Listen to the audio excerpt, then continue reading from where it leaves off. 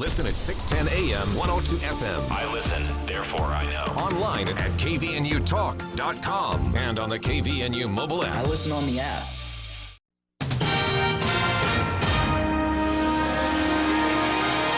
KVNU News Time is 5:05. I'm Bill Walter with this news update brought to you by U&I Furniture. A 36-year-old Smithfield man previously convicted of breaking into the Logan Temple has been sentenced to more jail time for harassing his estranged wife in another case. Peter Ambrose apologized and asked to be released so he could help his mother on his family's farm. Ambrose was sentenced during a virtual hearing in First District Court this morning, appearing by WebEx from jail. He previously pleaded guilty to one count of violating a protective order, a third-degree felony. Ambrose had previously been ordered to have no contact with the victim.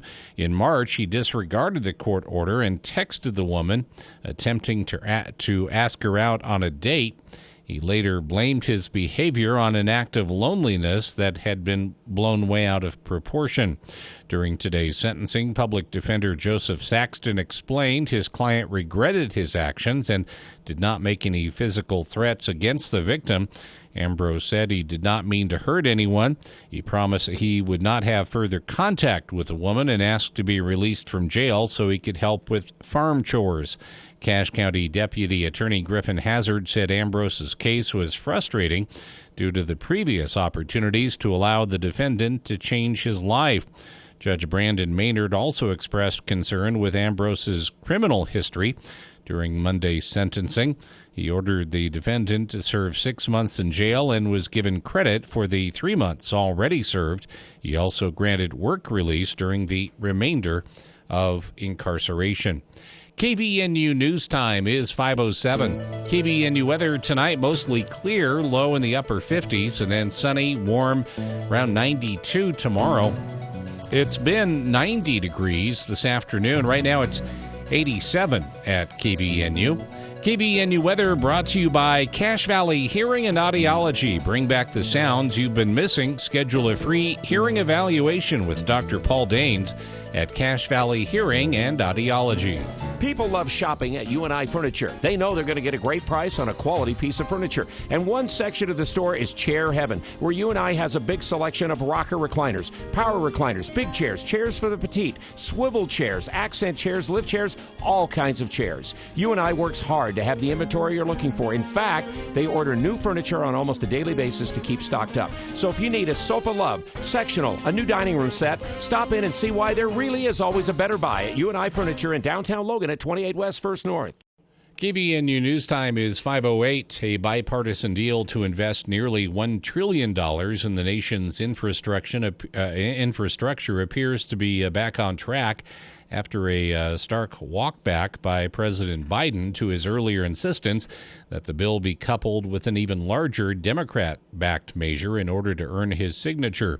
Republican senators who brokered the agreement with the White House and Democrats to fund badly needed investments in roads, bridges, water, and broadband internet indicated they were satisfied with Biden's comments that he was dropping the both or nothing approach.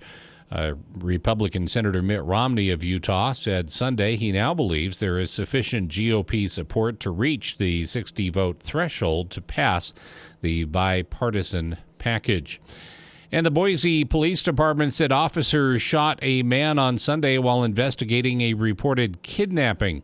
The man, whose name was not released, was in critical but stable condition at a local hospital today. The police department said the shooting happened after someone reported a 14-year-old boy had been abducted, and police confronted a suspect in his vehicle. The department said officers shot the man because he presented an immediate danger. The department said the child, who was in the car at the time, was safe after the shooting.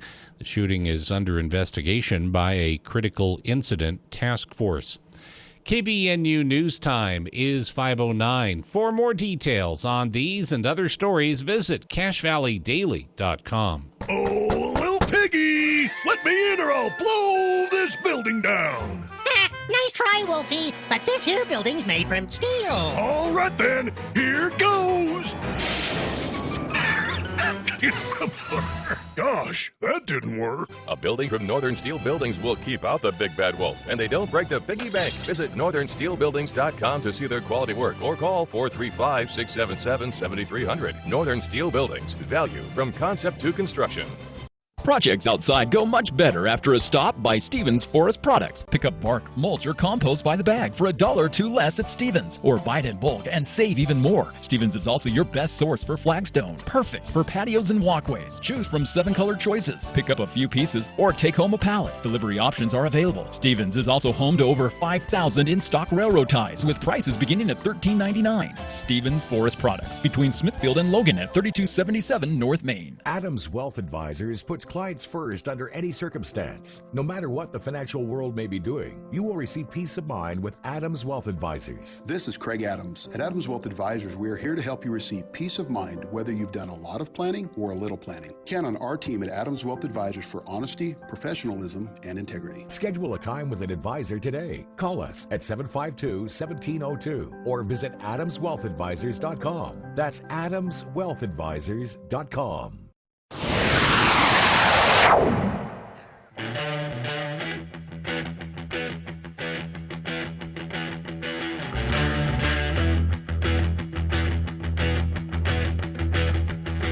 Welcome back to KVNU's For the People, Hour 2 of today's show, Monday, June 28th.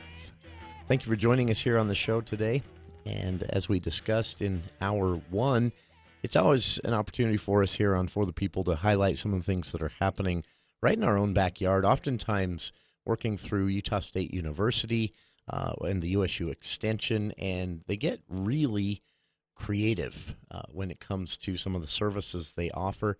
And we're spotlighting one of those services today. This is one that many people have probably not heard of, but we caught wind of it here at KVNU through someone who had benefited from the services in the past, someone who had undergone a recent back injury and needed just a bit of help to keep the family farm running, their sole source of income. And with a back injury, they were very worried what the future might hold. Through the Agribility program, they were able to actually get everything back on its feet, literally, and keep the family farm afloat throughout that season. So, cool story. We thought we're going to reach out and find out what this is all about. It's a service, again, running through the extension of Utah State University, and it's called Agribility. Joining us right now from the Agribility program, Agribility of Utah, we have with us Randall Bagley. And Randall, appreciating some time for KVNU today. Tell us about Agribility. Well, thank you, Jason, for having me. I'd be happy to talk about Agribility. Agribility is a program that is about 30 years old. Wow. And we are funded through the United States Department of Agriculture. And currently, we're one of only 20 states that have the program, so we feel pretty fortunate. Utah has had the program since the mid-'90s, and we've had it consecutively. But it is based on a grant, and so every 4 years we must reapply for this grant to have the program. So we're currently in the last year of the grant, and we hope to keep it. And like you said, our main purpose is to help farmers and ranchers in the state with disabilities to continue to farm and ranch. And we do that by helping them obtain assistive technology, and that's any type of device or tool that's going to make it easier for them to farm or ranch. It might be as simple as adding an additional tractor step so they can get up into their cab. It may be something like upgrading their tractor seat so they have one with better suspension that doesn't beat them up all day. And so any type of tool or any type of mobility device that just makes their job easier is what we're hoping to do. And we don't have the funding to do that. Our program is free and confidential, but we rely on other sources, and it's mostly vocational rehabilitation. They've been very good to work with, and we kind of act as the middleman. We help get farmers and ranchers associated with vocational rehabilitation, and if they're eligible, we can provide great assistive technology that helps them continue to farm and ranch. It's something I think a lot of us take for granted. When you think of someone out there in agriculture and farming and ranching, something like a back injury or just arthritis as a person ages, hearing or visual impairments that might develop as a person ages, more serious things like stroke, injuries even that lead to amputation, things like that. And suddenly there they are. This is how the family makes money. This is how they survive. And they're unable to do the work for a period of time or need to be able to do the work in a different way. And I'd never really thought about this. So it's really cool to know there's a service out there that is there to help. And as I understand it, Randall, part of this service is also offering sort of a peer support group. Yes, we hope to spread the word of mouth here. It is confidential, so we don't. We're not going to ask people to join, but if they like to share their stories and talk about the services they provide through Agribility, yeah, we're more than happy to have them do that. But you're right here. Farming and ranching is a dangerous occupation. Working with equipment and especially livestock can be very dangerous. And another problem with farmers and ranchers is most of them are quite a bit older than the average workforce. If you look at the average age of a farmer worker in agriculture, it's about 59 years of age. And if you compare that with the average age of the U.S. worker, that's only 43. So there's about a 16-year age difference, which is very significant.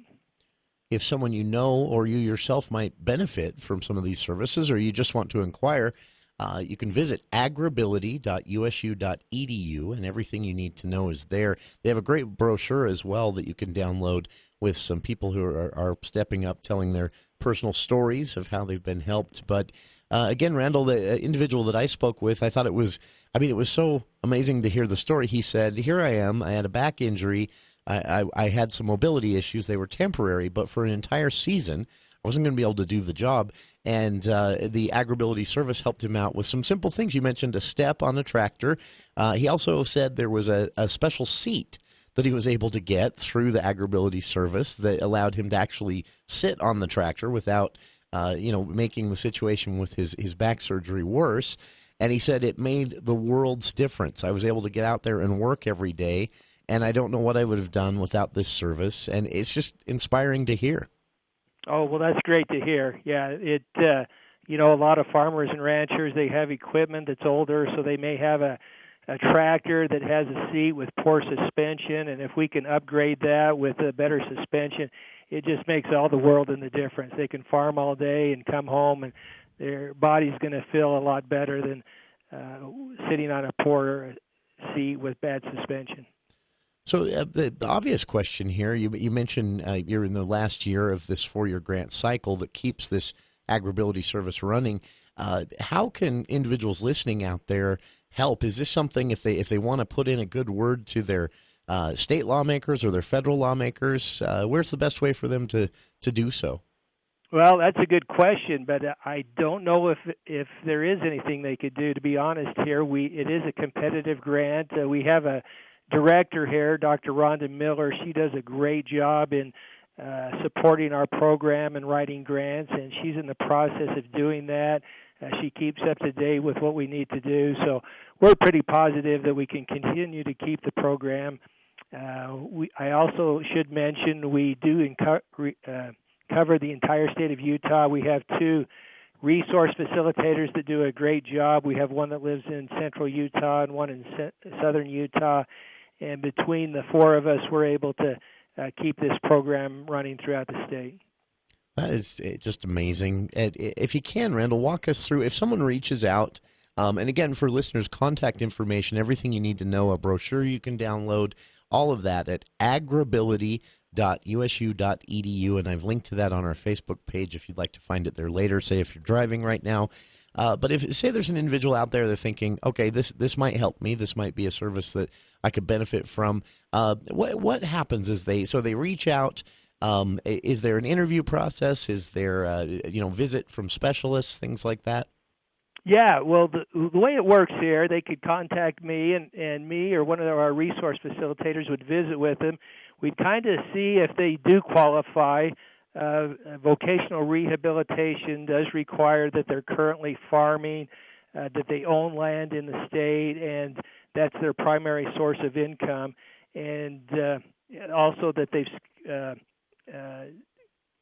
filed Schedule Fs here, which is the tax statement for farmers and ranchers. If they've done that, they would then could go ahead and fill out a sheet application. VR would look at their disabilities and medical records. They would need to disclose that. And if they're found eligible, they would authorize us to come out and do an assessment. We would visit their farm, and we would look and find out what their obstacles are during their farming process, and then we would make recommendations.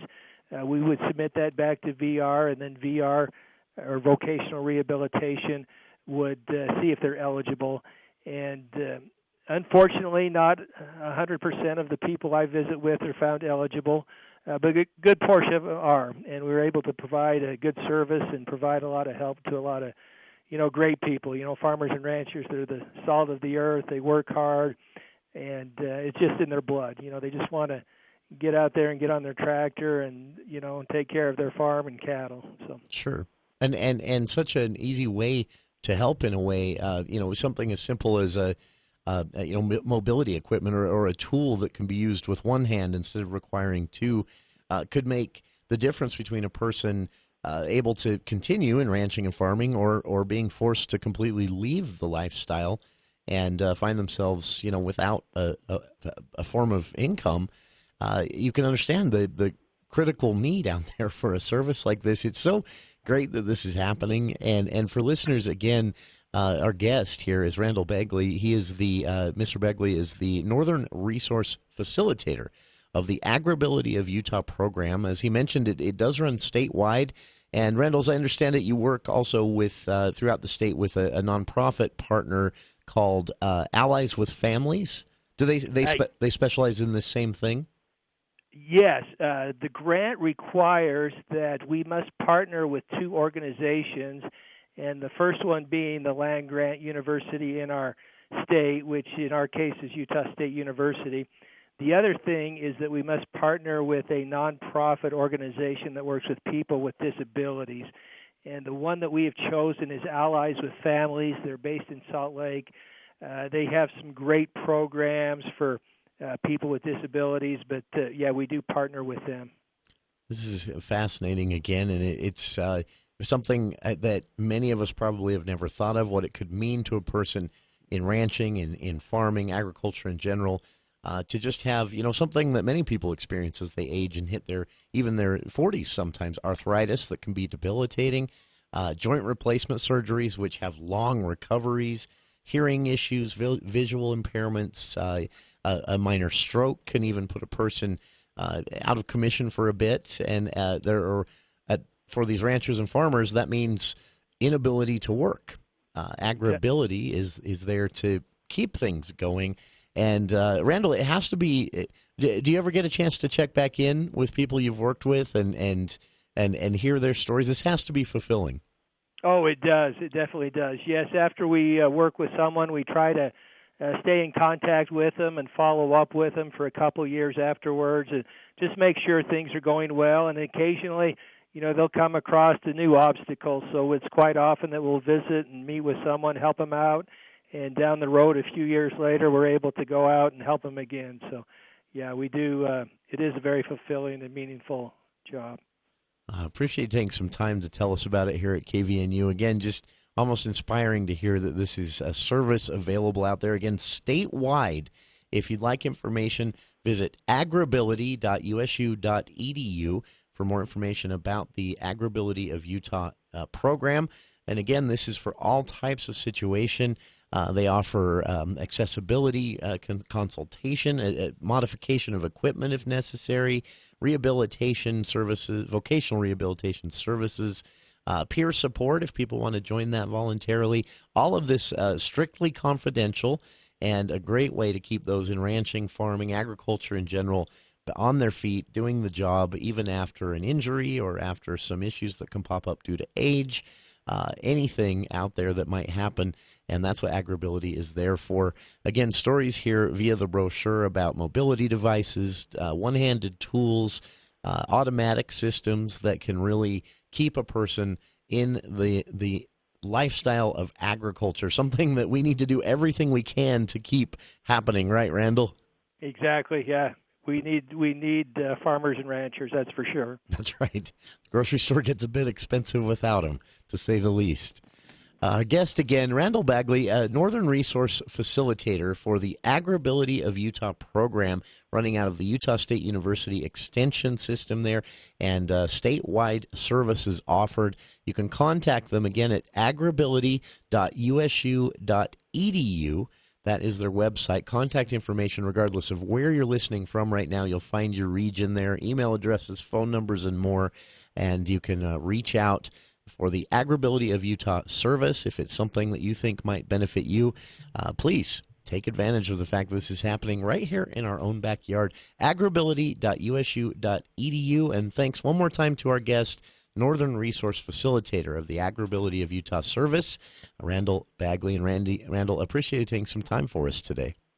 Well, you're very welcome. Thank you so much for having us on the program, Jason. Oh, it's our pleasure. And listeners, it's also our pleasure to have you tuning in. Hope you'll stay tuned. We'll be back right after this. Connect. It's what we do and where we go. We connect with people at home or at work, online or in person. Everyone needs connecting.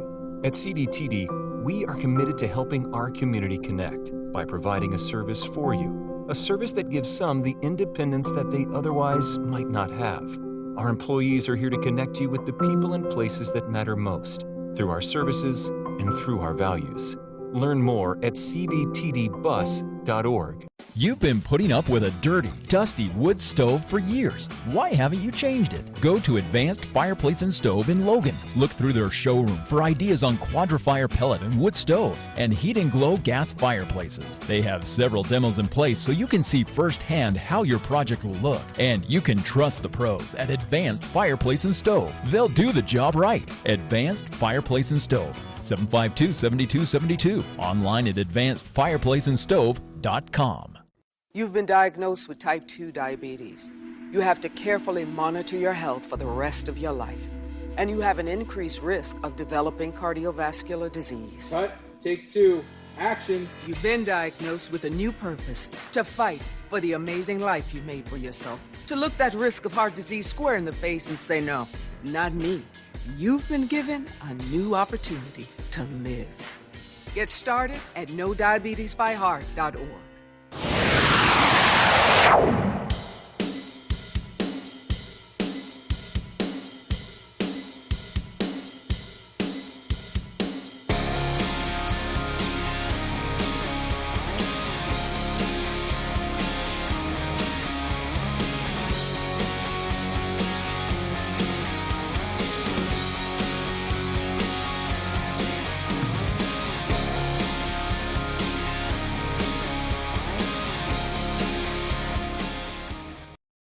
Welcome back to KVN News for the People.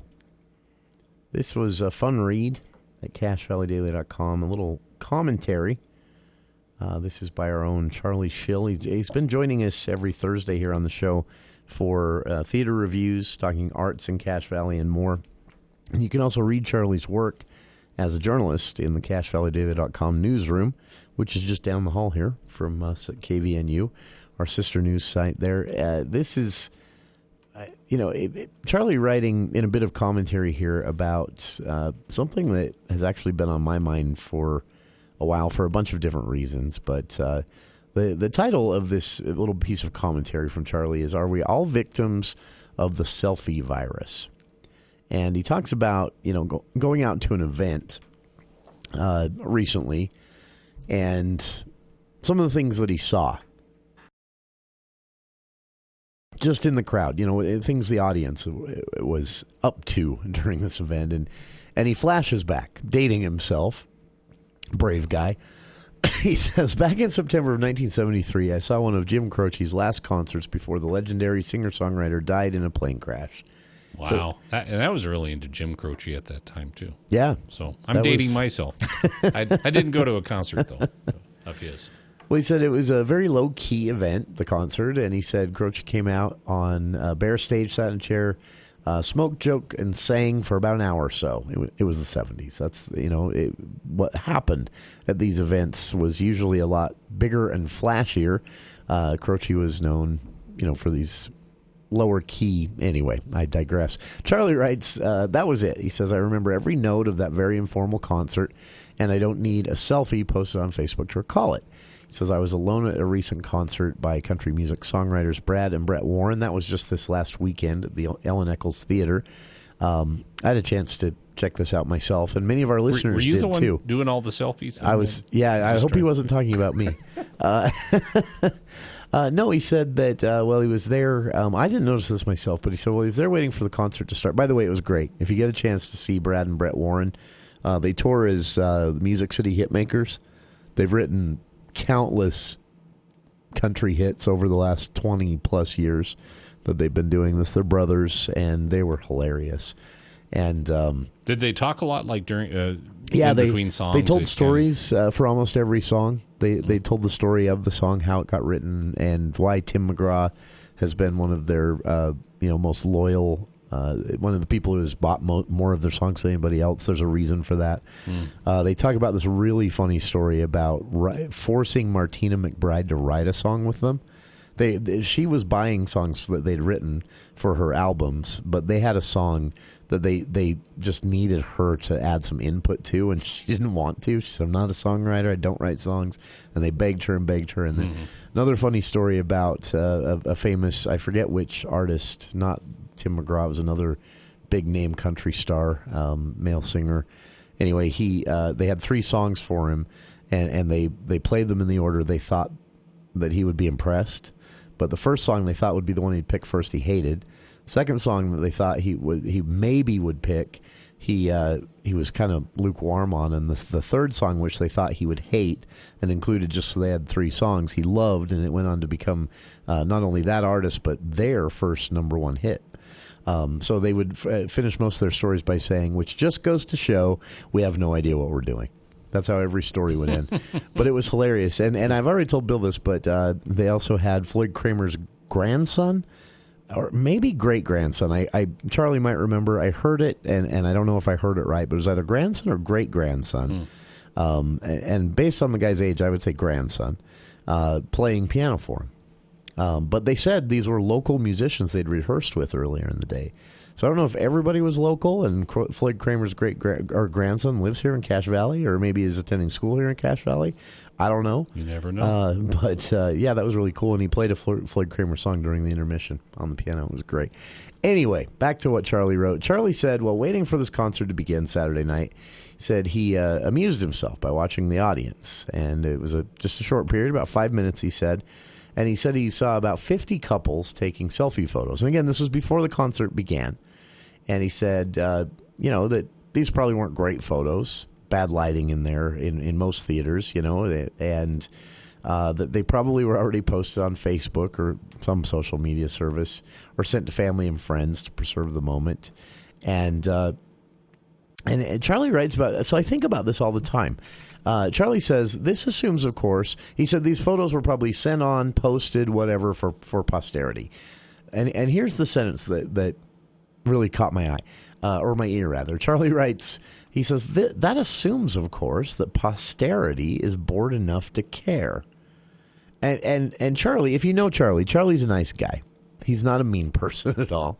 He's a pretty cool guy. But he's asking, I think, a really important question about this social media age we're in and how it's changed, and I'm including myself in this, how it's changed our behavior. So a couple of things that Charlie's commentary, and I encourage everyone to go read the rest of it. It's not much longer than what I've already read to you, but it presents some really legitimate questions about, again, how social media has changed us, how that's become normal so quickly, but also what it might mean. And so what Charlie's commentary at CacheValleyDaily.com, as I read that, I was reminded of this article, and I think we actually did an interview with someone from the psychology department at USU, a human behaviorist at USU, talking about this. But so this isn't specific to social media. This is actually some research that's been done around photography in general, digital cameras, especially when they were big in the late 90s, early 2000s, first getting big at least. So what brain scientists know is that your brain is quickly trained. And so if you have a digital device, which we all do now in our pockets, nobody carries a digital phone anymore because the digital phone was basically made minuscule and put inside a cell phone. We didn't ever move on from digital phones. They just got smaller and fit in this other device. And what they found in research is that the ease of... So there was a time when you had... here I'll date myself, like those who talked about Jim Croce earlier had, Bill and Charlie. But I remember... So one of my favorite things when I was a kid, Bill, was the disc camera. Do you remember these? I think they were popular for like a week. But I had one, and it went on a family vacation to Disneyland with me more than once. They came out in the 80s. I don't think I got mine until the late 80s. But I kind of remember them. I didn't have one myself. The film came on a disc like those old red viewfinders, the toys. Oh, yeah. The film came like that, but you had 12 exposures that you could use. So you take this little disc out. It's in this wrapping, and you shove it into the side of the camera, and the camera was sleek and smooth and thin. I just thought it was so cool. And I remember going to Universal Studios with 12 exposures. I could take 12 pictures. And I remember metering those 12 photos out throughout an entire day at Universal Studios. Today, though, I think... I'll bet you'd leave Universal Studios with hundreds, if you're a kid especially. But more than 50, I'll bet, even if you're an adult. Maybe a few hundred if you're an adult with new kids or with kids. But yeah, so we take a lot of pictures is what I'm getting at. So what psychologists know is that when you are taking a photo, when your brain is aware of the fact that you're recording something and will have a permanent record of that image or that experience, your brain slacks off a little bit on writing the memory itself. They know this. This is how our brains work. This is how quickly our brains make connections. And so basically you're watering down your own memories when you take photos. Now, that said, I also have friends that never take photos and are constantly complaining about how much they regret that. I wish I'd snapped a picture of this. I wish I'd snapped a picture of that person. So there's obviously a balance somewhere. But I think Charlie's asking a question about... the value of this, the value of snapping a photo of yourself. And again, Charlie's not a mean guy. I don't think he's meaning to be judgmental here, and nobody should read it or hear me trying to describe the commentary at CashValleyData.com myself as judgmental. He's asking a question, and the question is this a useful use of time? I would add to this, if it does affect your memory of the experience itself, is it worth it from that perspective as well? But it's a legitimate question. What is the value of a selfie at a concert posted to social media?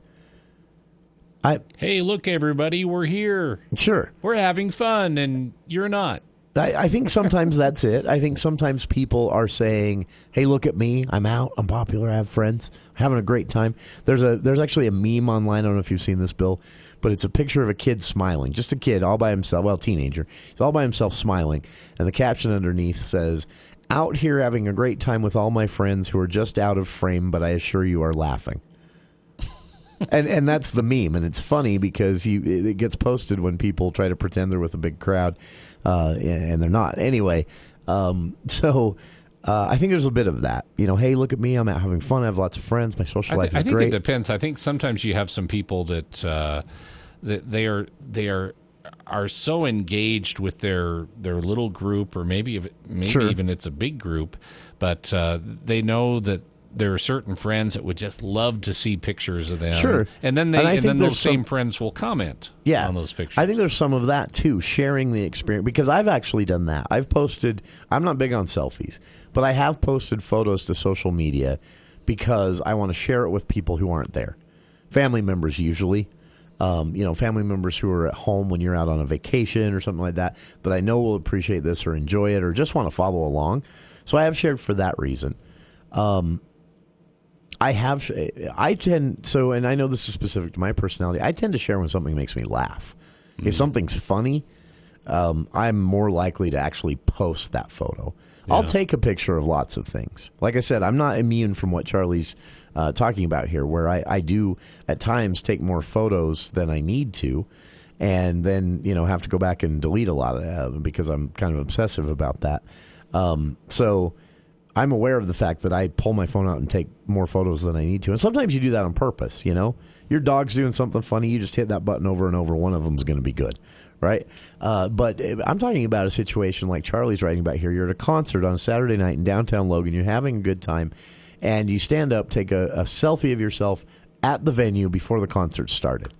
What is the value in that? To you as an individual, to those who saw it on Facebook or Instagram or wherever you put it, or if you texted it out to a bunch of family and friends, what's the value in that? What does that do for you? What does it do for your family and friends? There's nothing wrong with it. But it's obviously a habit we've picked up over the last few years. It's something you see all the time now. It's something that is now culturally normal and even expected when you're out at an event. And we've all probably done it, except Charlie, according to his own admission here. We've all done it, I think. But why are we doing it? I think it's a legitimate question to ask ourselves, and even for the sake of just having fun here on the show, to ask listeners to weigh in on why are we, as Charlie puts it, selfie addicted? Why are we posting pictures of ourselves just before a concert starts in the seats at Ellen Eccles? Again, not being judgmental, not saying there's anything wrong with this, just asking the question, why are we doing it? What's the value in it? What is the reason you see so much of this? Again, the commentary appears at CashValleyDaily.com. Charlie concludes that we're victims of something. He calls it the selfie virus. And he talks a little bit about this. I want to add to Charlie's question the overall concept of changing how your brain writes memories. Is it worth maybe watering down your own memories of the event to get a photo of you standing in front of an empty stage before a concert starts on Facebook? But again, not being judgmental, just asking the question, why are we doing this? 753-5868. I've linked to Charlie's commentary, again, appearing at CashValleyDaily.com on our Facebook page, and I'd love to hear from listeners. We'll be back right after the news with KVNU's Bill Walter.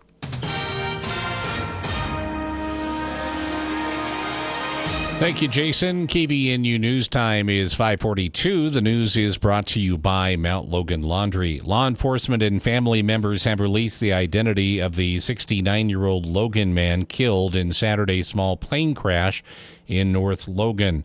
Don Gurchevsky was piloting the aircraft when witnesses reported strong winds brought the plane down onto the roof of a home. The accident was reported near 2295 Meadowlark Lane at around 8:40 p.m. When officers and paramedics arrived on scene, they located the damaged aircraft on the roof around the back of the home. Gurchevsky was unresponsive and pronounced dead at the scene. No other occupants were on board, and no one was inside the residence at the time of the crash.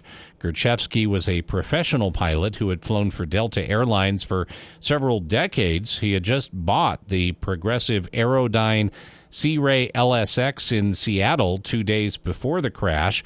The aircraft was a two-seat, two-single amphibious flying boat capable of landing and taking off from the ground or water.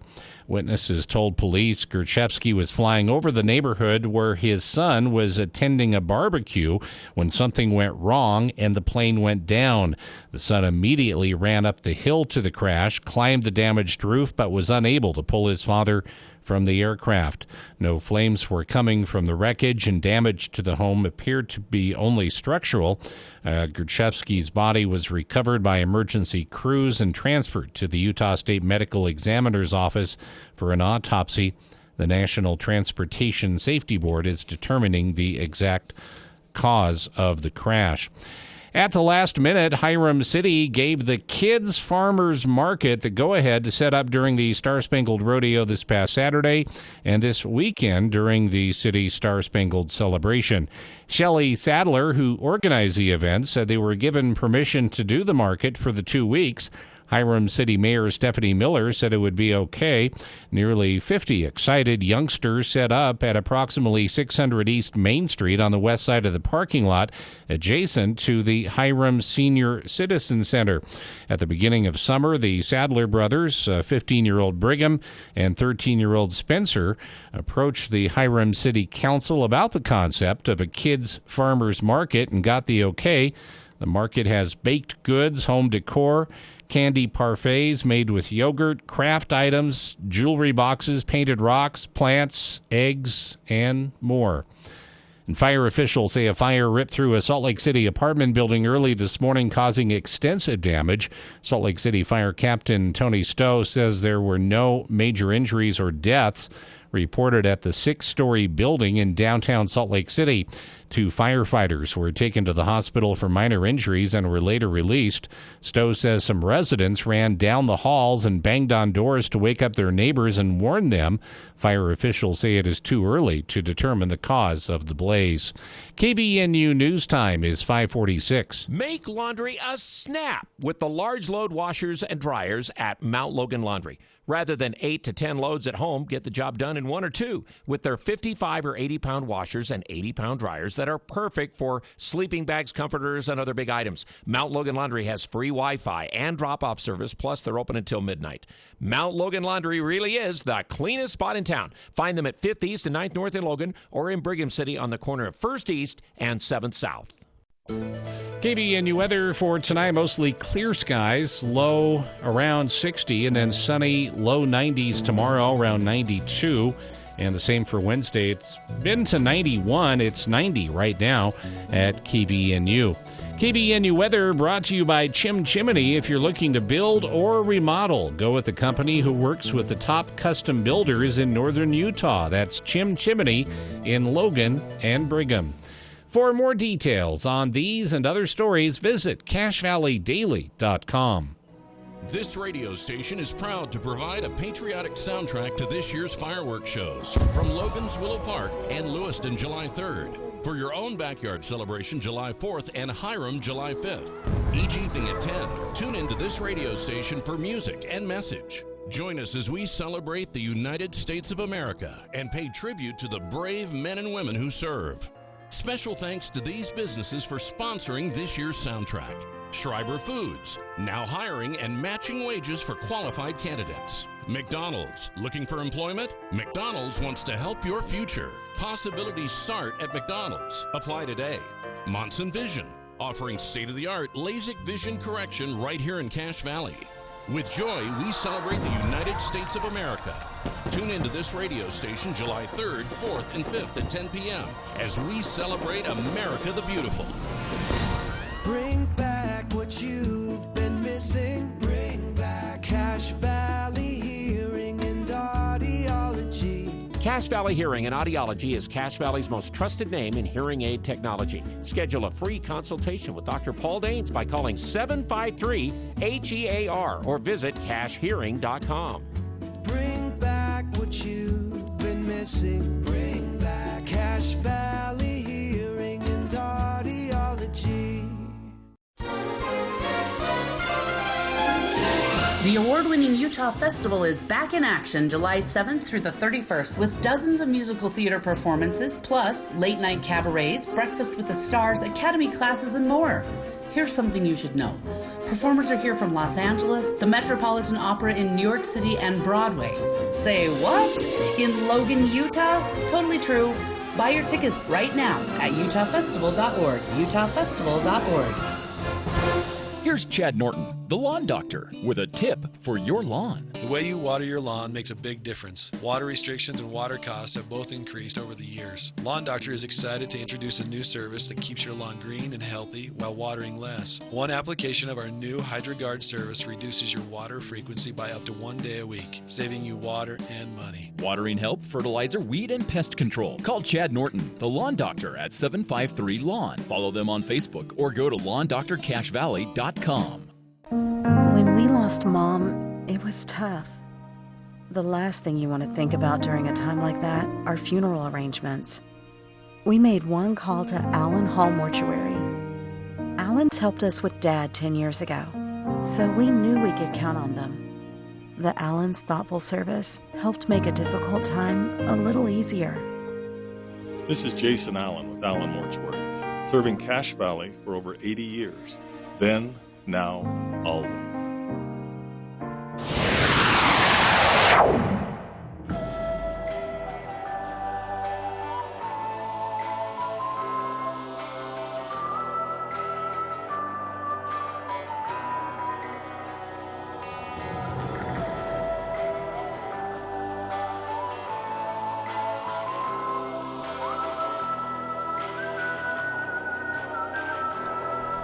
Welcome back to KVNU's For the People. Really quick before we get back to this topic of the selfie virus, as Charlie describes it in his commentary at CacheValleyDaily.com, which again I've linked to on our Facebook page. You can find it right on the front page of CacheValleyDaily.com there. Before we get back to this discussion, just a kind of a cool story again here. This comes from a listener.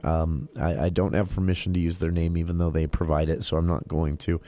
But listener responding to our interview kicking off Hour 2, we spoke with Randall Bagley, who is the Northern Utah program director for this Agribility service running out of USU Extension.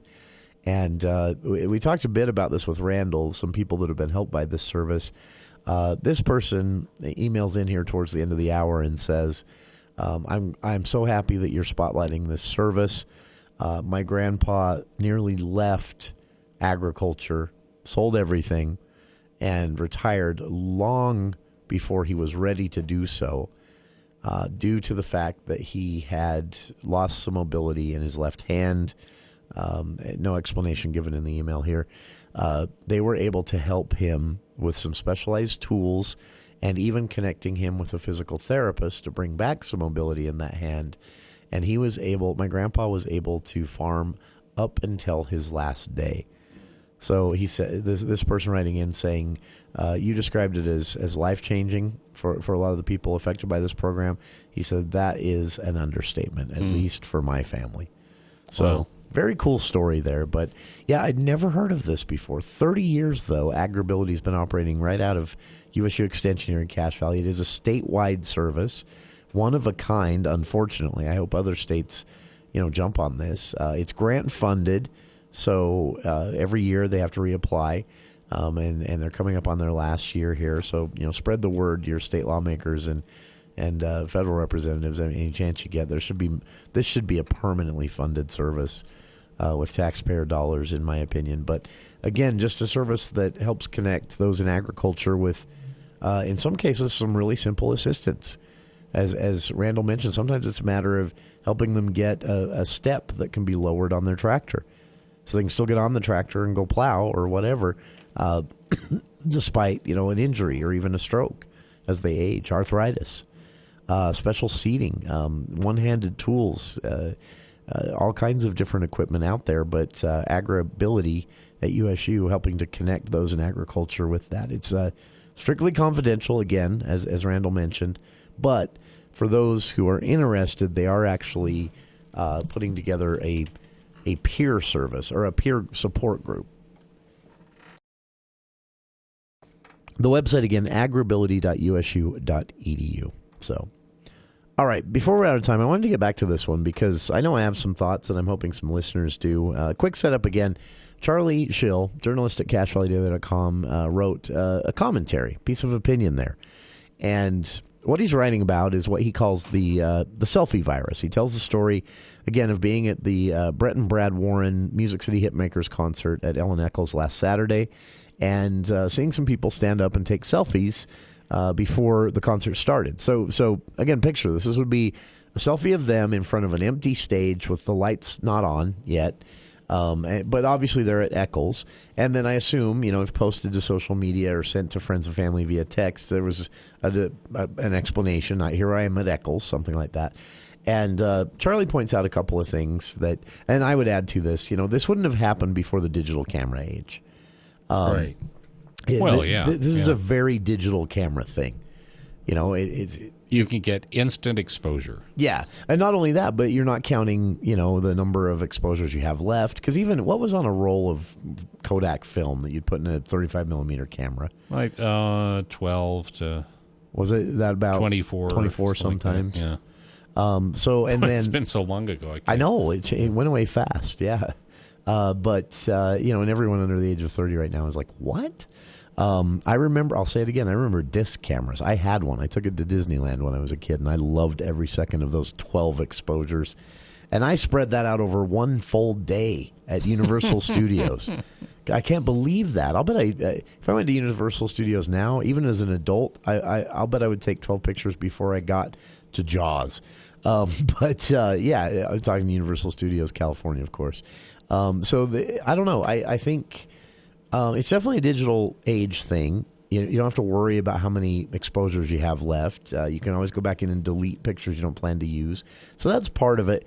But Charlie's writing specifically about this decision to take that photo in the first place and then share it. And he's asking, I'm paraphrasing here, and he's probably not liking my paraphrasing, but for the sake of time, Charlie's basically asking the question is, what's the value in this?